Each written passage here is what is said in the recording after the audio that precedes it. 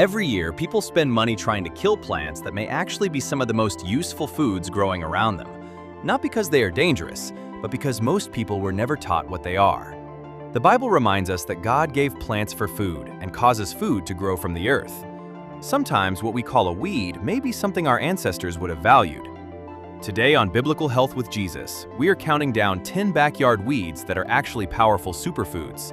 These plants have fed people in hard times, supported traditional healing for generations, and may be far more valuable than most people realize. And if you love Jesus, subscribe to this channel, because here we'll regularly share videos about biblical health, faith-centered living, and the wisdom woven through God's creation.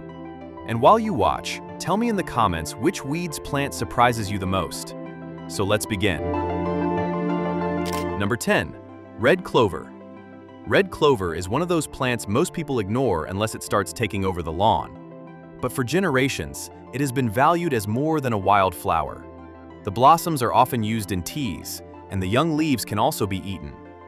Red clover has been studied for natural plant compounds called isoflavones, especially in relation to women's hormonal support. It has also been appreciated for its minerals and gentle, nourishing value. What makes red clover special is not just what it contains, but what it teaches. God often hides good things in quiet places. A flower growing low in the grass may carry more value than the expensive products people search for in stores. Sometimes the gifts of God do not arrive with labels. Sometimes they bloom in the yard. Number 9. Wild violet. Wild violets are beautiful, but many people treat them like an unwanted invader. That is unfortunate because both the leaves and flowers are edible. Wild violet leaves have long been valued for their vitamin C and their gentle, soothing nature. The flowers can brighten a salad, and the leaves can be eaten fresh or cooked. Traditional herbal use also connected violet with throat and respiratory comfort. This little plant carries a beautiful spiritual lesson. God does not only make useful things, He makes lovely things too. And sometimes beauty itself is part of the healing. Wild violet reminds us that what grows low to the ground can still carry strength. Small does not mean unimportant. Quiet does not mean powerless. Number 8. Mallow. Mallow is one of the oldest comfort plants on this list. Many cultures have used it as food for centuries, especially in soups and simple cooked dishes. Its leaves contain a soothing substance that has made mallow famous in traditional use for calming irritation in the throat and digestive system.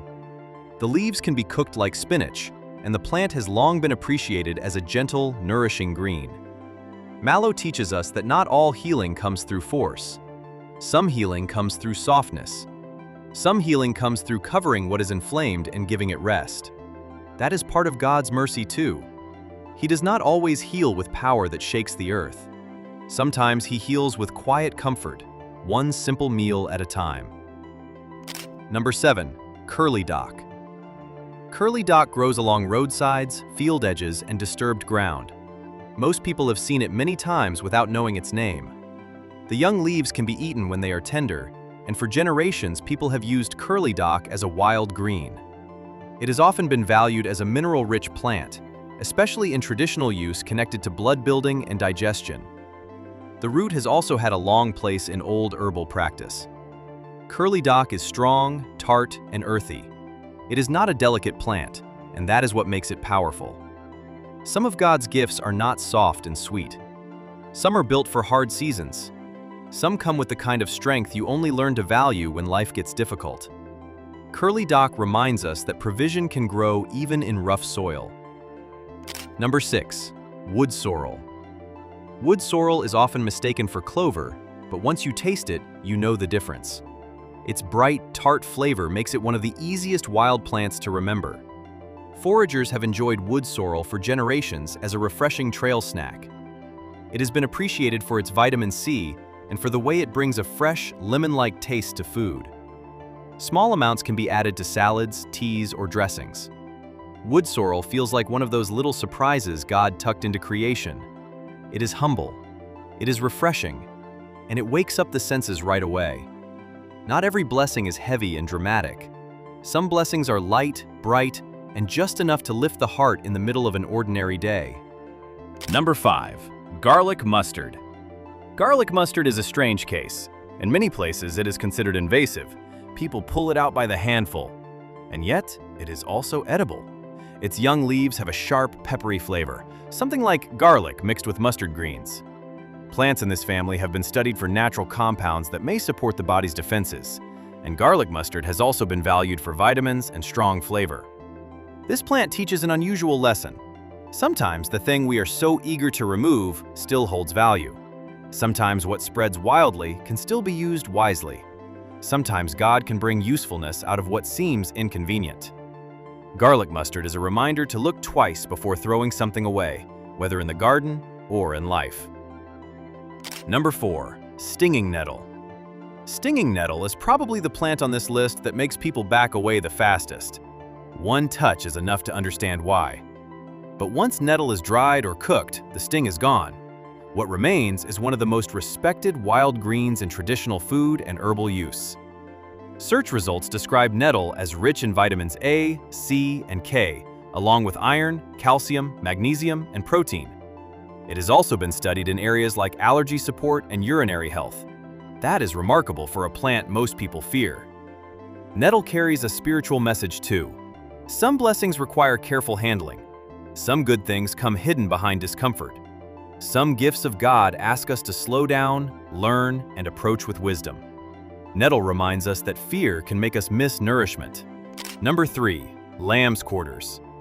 Lamb's quarters may be one of the most overlooked wild greens in the average yard. Many people pull it up without realizing that it has often been compared favorably with spinach.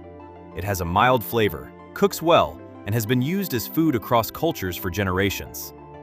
Search summaries describe it as rich in calcium, vitamin A, vitamin C, and iron, making it one of the most impressive weeds on this list. That matters because it reminds us that cultivated food is not always better than wild food.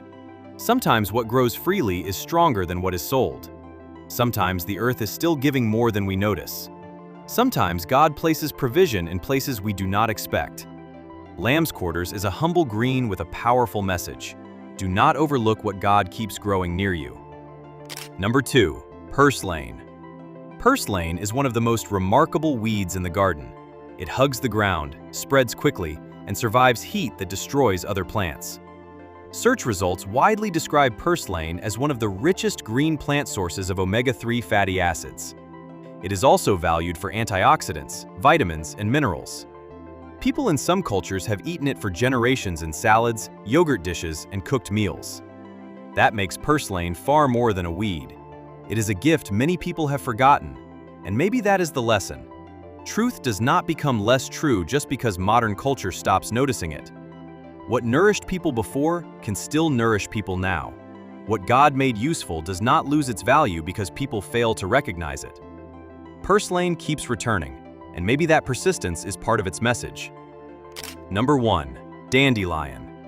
And now we come to the plant almost everyone has fought at some point, dandelion.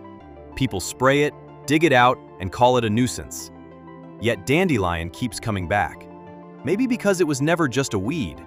Search results describe dandelion greens as rich in vitamins A, C, and K, along with calcium and iron. The leaves can be eaten young, the flowers can be used in food, and the root has a long history in teas and traditional use. From top to bottom, it is one of the most useful wild plants around. That is why dandelion stands at number 1, not just because of nutrition, but because of what it represents. Dandelion is resilience. Dandelion is survival. Dandelion is provision growing where nobody wanted it. And that feels deeply biblical. God often places blessing in unwanted places. He brings life out of hard ground. He lets mercy rise where people expected nothing. Dandelion keeps coming back, and in its own way, it preaches hope. These 10 plants all have something in common. They grow without praise, survive without pampering, and keep offering value whether people recognize it or not. For generations, foragers, healers, and families closer to the land knew that many so-called weeds were not enemies. They were food. They were helpers. They were part of God's provision. Here on Biblical Health with Jesus, that matters. Because the God of Scripture is still the God of the field, the seed, the rain, and the harvest. So the next time you walk past a patch of weeds, take a second look. You may be looking at food. You may be looking at forgotten wisdom. You may be looking at one more reminder that God still fills the earth with quiet mercy. If this video blessed you, tell me in the comments which plant surprised you the most. And subscribe to Biblical Health with Jesus for more videos on biblical health, natural foods, and faith-centered wellness.